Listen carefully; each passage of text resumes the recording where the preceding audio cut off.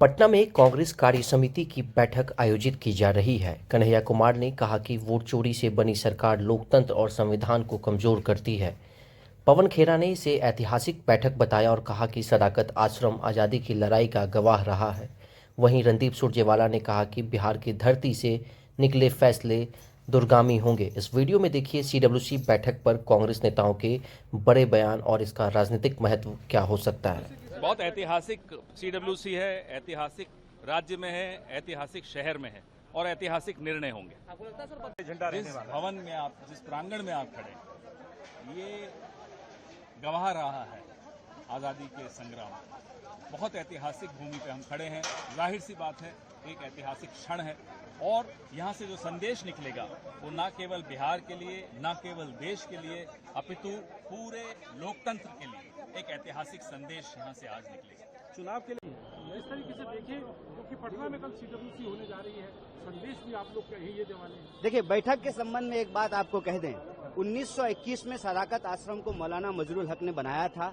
सदाकत आश्रम किसी एक दल का कार्यालय नहीं है, यह देश के आजादी के आंदोलन से जुड़ा हुआ है। देश के पहले राष्ट्रपति डॉक्टर राजेंद्र प्रसाद का वो निवास स्थान रहा और वह जो धरोहर है, उस धरोहर पर पिछले दिनों कायरतापूर्ण तरीके से जो गांधी की हत्यारों को पूजा करने वाले लोग हैं, जो गोडसेवादी लोग हैं, उन्होंने हमला किया था।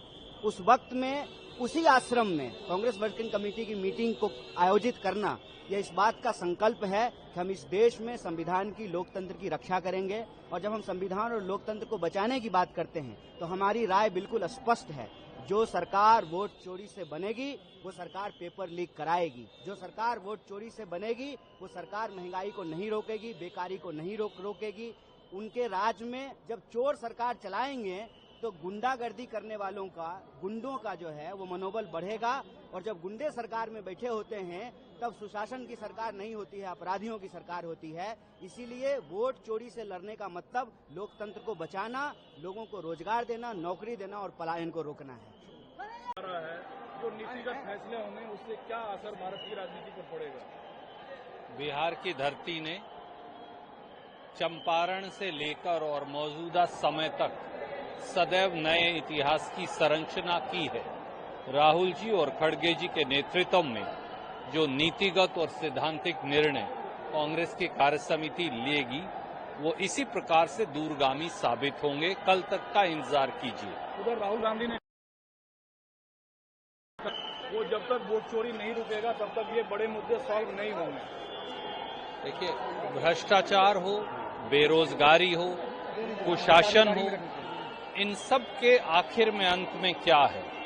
इन सब के अंत में है प्रजातंत्र और संविधान की गरिमा को गिराने का भाजपाई षड्यंत्र। और इसलिए वोट चोरी जो है उसके खिलाफ निर्णायक जंग लड़ना ये बिहार की जनता सहित पूरे देश का कर्तव्य है। अमित शाह ने कहा कि बिना रीढ़ की हड्डी वाली विदेश नीति थी पंडित नेहरू के टाइम में। पूरा देश